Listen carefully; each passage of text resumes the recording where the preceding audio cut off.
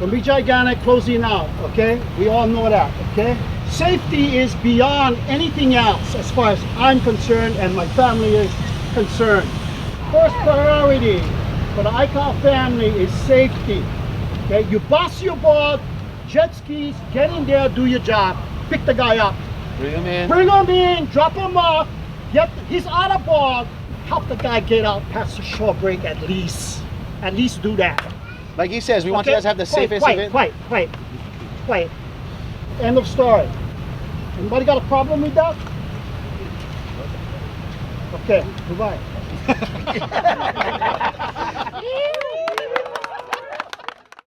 February 25th, right? 2016. Of course I'll remember that. It was 3 a.m. The waves were already starting to come to the park, you know, to where we were washing under the water patrol tent. It was like, oh man. El Nino, yeah, it's a taco stand, or it's what you yell to a kid, you know, but it's so real. This whole El Nino winter has lived up to the hype, and that giant swell just came in and it's ushering in this one. It's literally, it's the guy at the airport with the lights going, come on in, right here. After getting in the water that morning, after seeing it, it was big, yeah. It was closed out probably 15 times. It was as big as you could surf the bay with it being rideable still. We've seen the bay close out, but I mean, they kept closing out set after set after set. And we were all pretty baffled out there. Head on a swivel the whole time. You can't let your guard down once. You had to read those waves. You had to make sure you could get over them. If you couldn't get over them, you had to know where you had to go inside. And fortunately, or unfortunately, sometimes I was up the beach. Let's go. Here we go. And every time I looked down the line, I looked at everybody and we all look at each other. Okay, let's go, you know. We made it over a couple, but we had to turn around for a couple too. It's probably the most critical ski driving I've ever done by far. Everybody got mowed.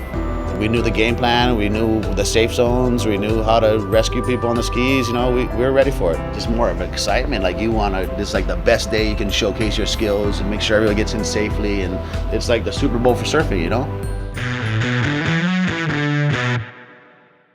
I'm in the first heat and I can't wait to be in that heat and enjoying every single moment of that heat, because like I know how special it is for all the Hawaiians and actually for all the surfers in the world, and just to be here to represent my country and be one of the first, you know, South American guys in the event is like made me so proud. I've had a dream since I was a kid to not only win this thing, but win it multiple times. I wanted to be the first guy to win it twice. Just getting to paddle out there and surf in it and surf with my friends. You know, the second heat is unreal because for me, I have Cole Christensen is a great friend of mine, and we've been surfing out here for years together before either one of us were invited.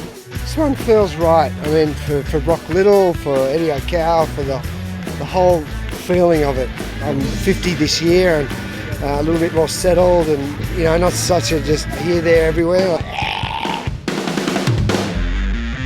This is like the only contest I've ever wanted to be in since I was a little kid. So Garrett McNamara is injured, Albie Lair is injured, and Jeremy Flores is stuck in Reunion Island right now, which is on the other side of the world. And Mark Matthews, but Mark Matthews also got hurt, so I got that third spot. Dream come true. We love surfing big waves, and the man that we are surfing in memory of loved it as much or more than anybody that ever surfed. He's not here anymore, and so we just try to live on in his memory, you know, and feel that aloha. Even if it's closing out, like I'm down. I'm ready to go out there and try to get a decent wave if there is one out there. So Every part of involvement of that event was taken to the max. The waves set the tone, the surfers stepped up to the plate, the water safety committed to being at the tail end of every wipeout ride incident, or at least having somebody vigilant watching every move of every surfer.